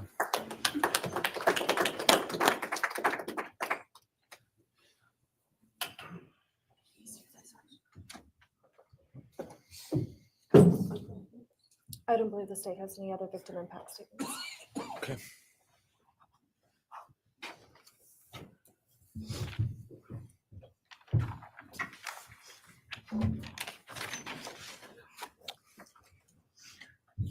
Right, state can argue.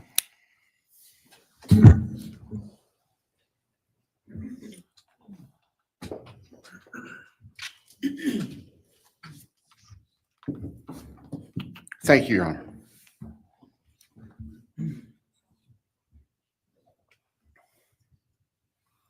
Just as a housekeeping matter to start, there will be the issue of restitution. That is, the documentation is being gathered, and we ask the court would defer that for 30 days so we can present it in an orderly fashion and make sure it's comprehensive for everyone. Any objection to leaving restitution open in 60 days? All right. Thank you, Your Honor.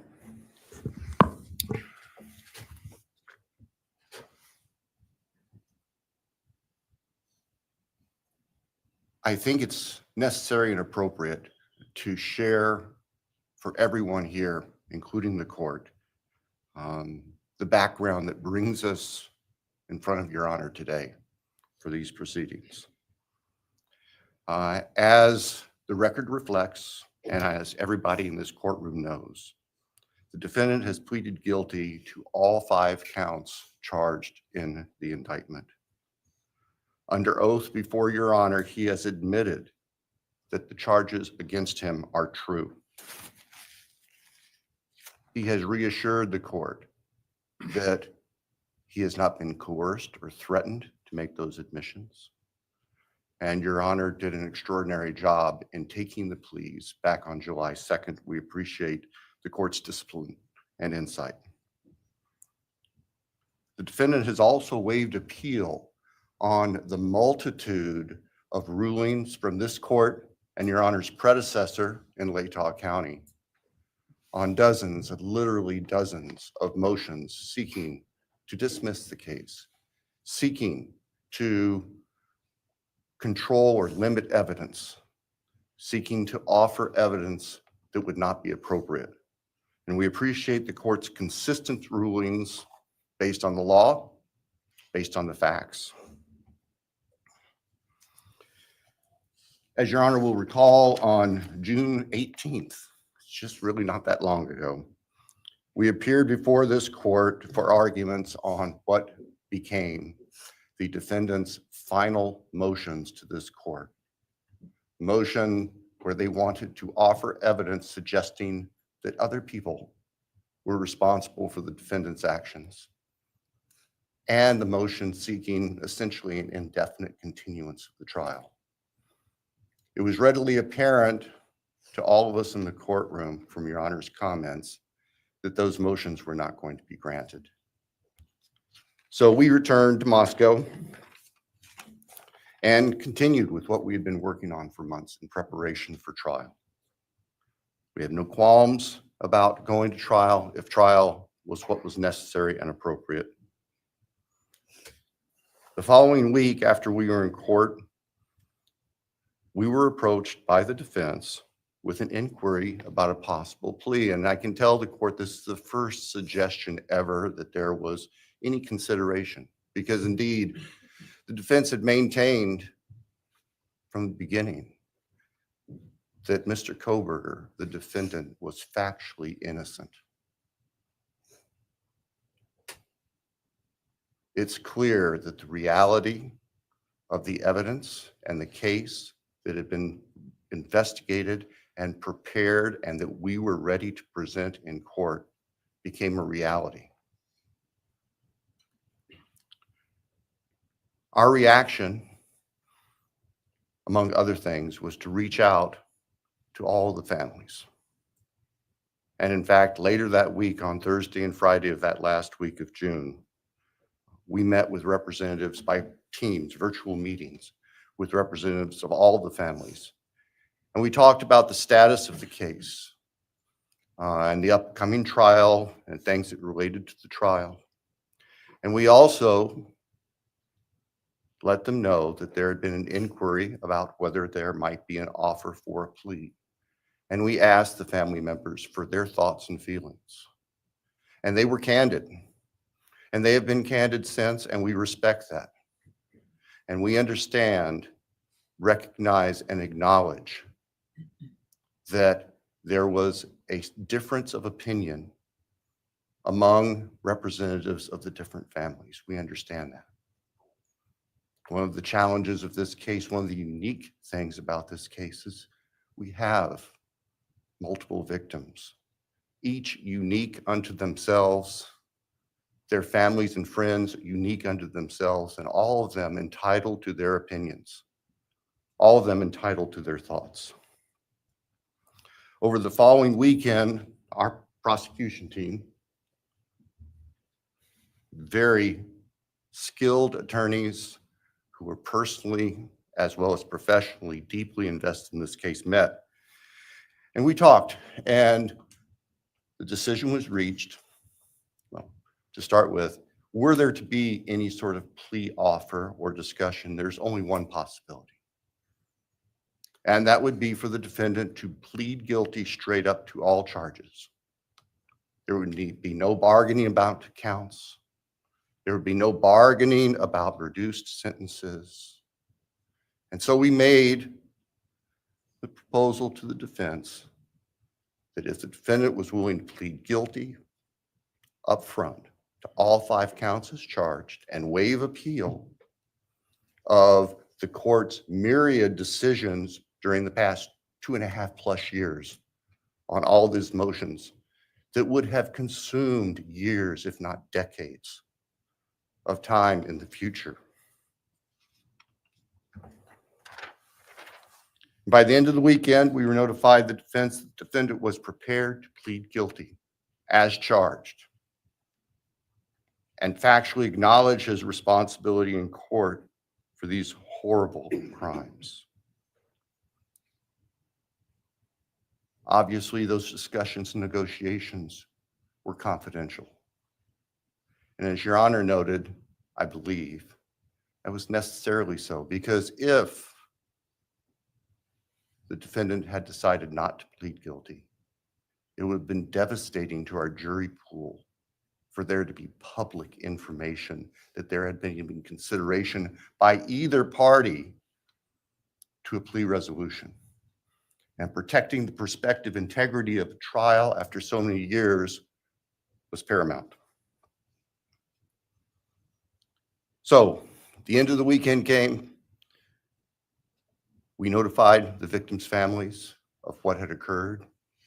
I recognize and acknowledge personally, and I respect the fact that of these fine, suffering people here, not everybody agreed with the decision we make. I accept that. It's my responsibility in the end. I recognize that that's the duty of the office that I hold.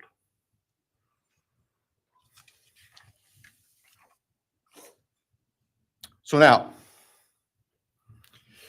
it is time for the judicial system to impose final judgment and close the door on this chapter of these tragedies. As the court is aware, by the agreement of the parties, it is the state's prayer. Perhaps have the Elmo police turned on.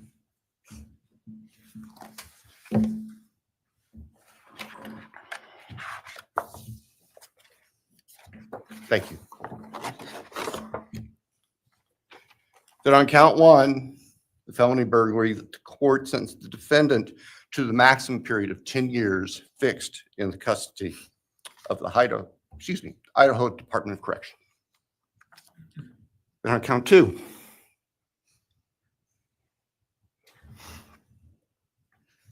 that the court sentenced the defendant to fixed life for the murder of Maddie Mogen.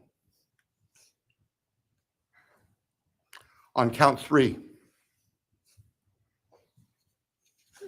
that the court sentenced the defendant to fixed life for the murder of Kaylee Gonzalez. On count 4, that the court sentenced the defendant to fixed life for the murder of Jasmine Kernodle. On count 5, that the court sentenced the defendant to fixed life for the murder of Ethan Chapin. And the state further prays that these sentences be ordered to run consecutively, back to back, not at the same time, to recognize and respect the unique individuality of each of these beautiful young people whose lives were taken brutally and for no reason.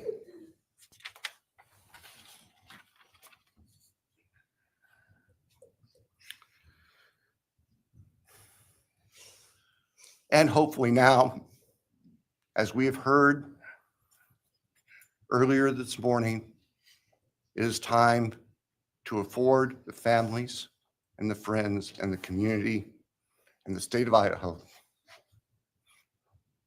and the nation and the world to move forward. We can't undo, and we can never undo, the horror of what occurred on the early morning hours of November 13th, 2022 at 1122 King Street in Moscow, Idaho. For a long time, the presiding district judge in Latah County was John Stegner, who eventually became a member and a justice of the Idaho Supreme Court. And Justice Stegner often observed that even God cannot change the past. But everyone in this room has the ability to take themselves forward. And we want the judicial system to afford them the opportunity today to do that. From today forward, our memories should be focused on these innocent victims whose lives were taken, on their families, on their friends, on the community.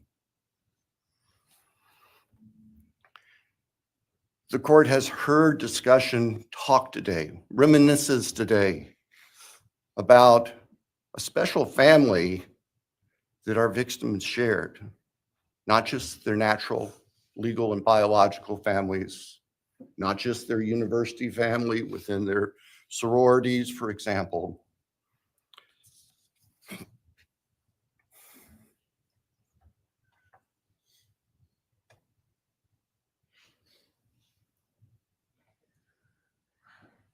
But this family. This is the picture taken on November 12th, 2022, of the special family of 1122 King Road.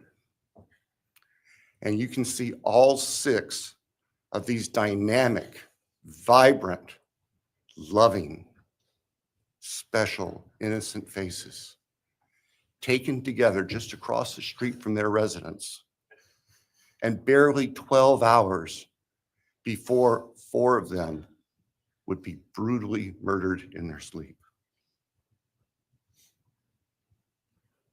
They've been described consistently as being bright, caring, vivacious,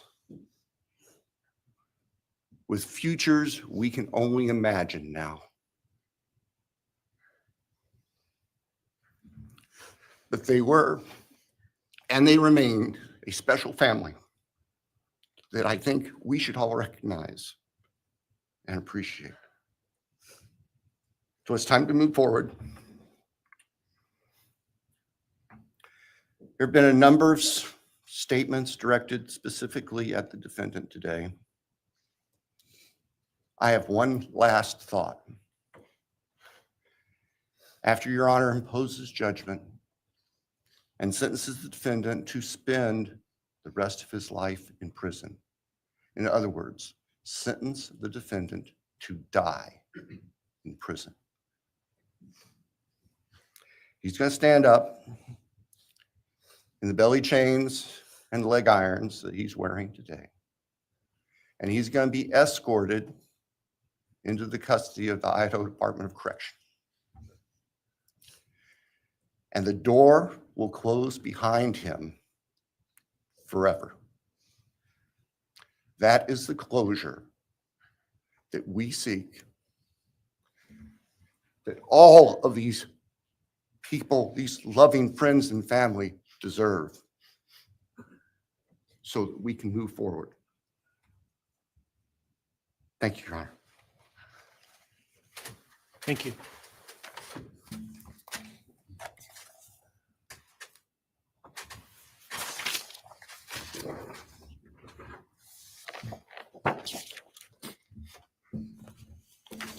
All right, does the defense have evidence to present today? All right. Does defense wish to make argument today? Runner, we do not wish to take arguments. Mr. Kohberger, along with his legal team, is prepared for the court to enter judgment.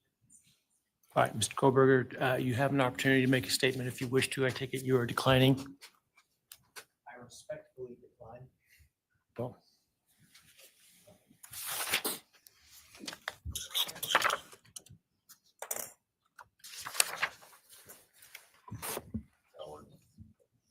please. All right, let me start this morning by acknowledging and thanking those that have come here today in support of their loved ones. And I appreciate your courage and your strength. And I hope that you are able to move on as best as possible. Thank counsel for the professionalism that they've exhibited throughout this case. It's been my great honor to preside in this case and to help bring, to the extent possible, some resolution and hopefully justice to this case.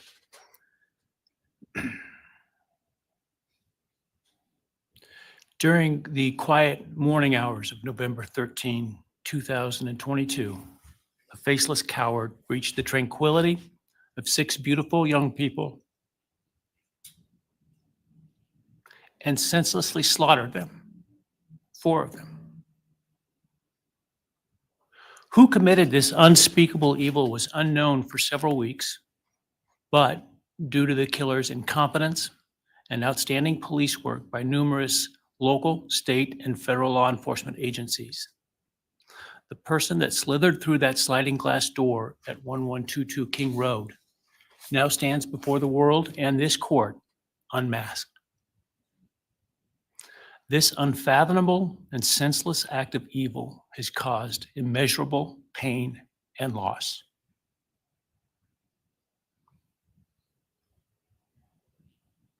No parent should ever have to bury their child.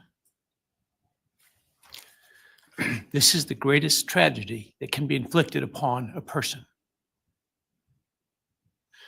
Parents who took their children to college in a truck filled with moving boxes had to bring them home in hearses lined with coffins. The loss this killer inflicted was not just the death of these people's children, siblings, grandchildren, as we've heard today. It has ripped a hole in their soul, destroying a special part of their very essence.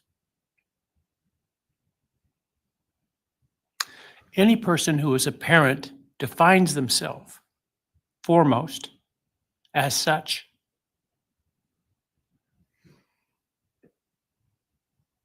It is their existence and purpose of being. And it has been stolen from these parents.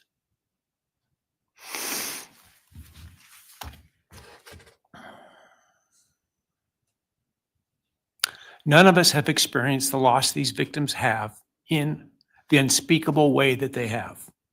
And therefore, none of us can, nor should we, question the way in which they have handled their loss. Whether that be in private mourning, removed as far as possible from this media circus, or in front of a camera demanding retribution with the loudest megaphone. I've listened intently to the stories and pain that have been shared today, with great awe at the courage and resilience of the surviving family members of those wonderful children. I've listened also to the surviving roommates, both in person and through their friends. And I can't think of how, frankly, courageous they have been despite the hell that they have faced by uncaring people who have come up with all kinds of crazy theories about two kids simply being kids. The parents, siblings, and other family members who have spoken today are designated as victims in our legal system. But going forward, I hope that they can shed that label, as it gives too much power to the evil that condemned them to that role. They are and should be known as survivors, fighters, and foremost as witnesses to the tremendous lives of value and unbounded promise of these four young people. But those speaking today and those who did not speak, but who carry the same burden, this same loss, now carry forward the memories of these now perpetually young people, these forever children. These survivors carry the responsibility of ensuring that the voices of these children, Maddie, Kaylee, Xana, and Ethan, are never forgotten, and the positive impacts that they have had on so many lives are never minimized, and that the love they shared, the light that they shined onto others is forever celebrated. As we sit here today, this case is ending, and we are now certain who committed these unspeakable acts of evil, but we don't know, and what we may never know is why. I share the desire expressed by others to understand the why. But upon reflection, it seems to me, and this is just my own opinion, that by continuing to focus on why, we continue to give Mr. Kohberger relevance. We give him agency and we give him power. The need to know what is inherently not understandable makes us dependent upon the defendant to provide us with a reason, and that gives him the spotlight, the attention, and the power he appears to crave. Yet even if I could force him to speak, which legally I cannot, how could anyone ever be assured that what he speaks is the truth? Do we really believe, after all of this, he's capable of speaking the truth or of giving up something of himself to help the very people whose lives he destroyed? Rather, I suspect the so-called reason would be dished out in enticing, self-serving, and aggrandizing untruthful bits, leaving people wanting more information, more insight, and thus enhancing even further the power he seeks to hold. Even if we could get truthful insight into his why, I suspect it would not in any way quench one's thirst for actually understanding why in the first instance. Because there is no reason for these crimes that could approach anything resembling rationality. No conceivable reason could make any sense. And in the end, the more we struggle to seek explanation for the unexplainable, the more we try to extract a reason, the more power and control we give to him. In my view, the time has now come to end Mr. Kohberger's 15 minutes of fame. It's time that he be consigned to the ignominy and isolation of perpetual incarceration. I know there has been concern about him collaborating on books or movies or other media projects, and I truly hope that someone does not stoop to affording him this spotlight that he desires in the name of clicks, royalties, or profits. While criminal behavioralists should study him away from the spotlight in an attempt to prevent other would-be killers from acting on their worst impulses, There should be no need for that to spill over into the public eye. The great Idaho jurist Edward Lodge was known for trying to find something positive about every person he ever sentenced. And with over a half a century as a trial judge, that was a lot of people. This was often challenging, and I recall in one case he said that the best he could come up with was the defendant had good penmanship. Truth be told, I'm unable to come up with anything redeeming about Mr. Kohberger because his grotesque acts of evil have buried and hidden anything that might have been good or intrinsically human about him. His actions have made him the worst of the worst. Even in pleading guilty, he is giving nothing hinting of remorse or redemption, nothing suggesting even a recognition or understanding, let alone regret for the pain that he has caused. And therefore, I will not attempt to speak about him further, other than to simply sentence him so that he is forever removed from civilized society. And accordingly, based upon his conduct and based upon the record before this court, recognizing the standards that govern this court's sentencing decisions as set forth in State v. Toohill, I hereby sentence Mr. Kohberger as follows. On count 1, burglary, 10 years fixed, 0 years indeterminate. I also impose a fine of $50,000. Count 2, first-degree murder of Madison Mogen. I sentence the defendant to a fixed term of life imprisonment without the possibility of parole, a fine of $50,000, and a civil penalty of $5,000 payable to the family of the victim. On count 3, for first-degree murder of Christi Gonzalez, I sentence the defendant to a fixed term of life imprisonment without the possibility of parole, a fine of $50,000, and a civil penalty of $5,000 payable to the victim of the family, or to the family of the victim, pardon me. On count 4, for the first-degree murder of Jasmine Kernodle, I sentence the defendant to a fixed term of life imprisonment without the possibility of parole, a fine of $50,000, and a civil penalty of $5,000 payable to the family of the victim. On count 5, for the first-degree murder of Ethan Chapin, I sentence the defendant to a fixed term of life imprisonment without the possibility of parole, a fine of $50,000, and a civil penalty of $5,000 payable to the family of the victim. The sentences on counts 1, 2, 3, 4, and 5 shall run consecutively to one another. Restitution will be left open for 60 days. Defendant will be required to submit a DNA sample and a right thumbprint impression to the Department of Corrections and comply with the DNA Database Act. I remand the defendant to the custody of the Idaho State Board of Corrections for to be imprisoned in an appropriate facility in execution of the sentence where he will remain until he dies. Though you've waived your right to appeal, you do have a right to file a notice of appeal, and any such appeal must be filed within 42 days of the date of the written judgment, which will be entered shortly hereafter. Though the appeal, you should be aware, may be deemed a violation of the plea agreement, and so I certainly suggest you discuss that with counsel if that is your desire. I ask the media and public present to allow the families to be escorted out first before they leave. Again, thank you to everyone for your stories today. I am strengthened by them, and I am encouraged by your humanity and strength. And God bless you. We're adjourned.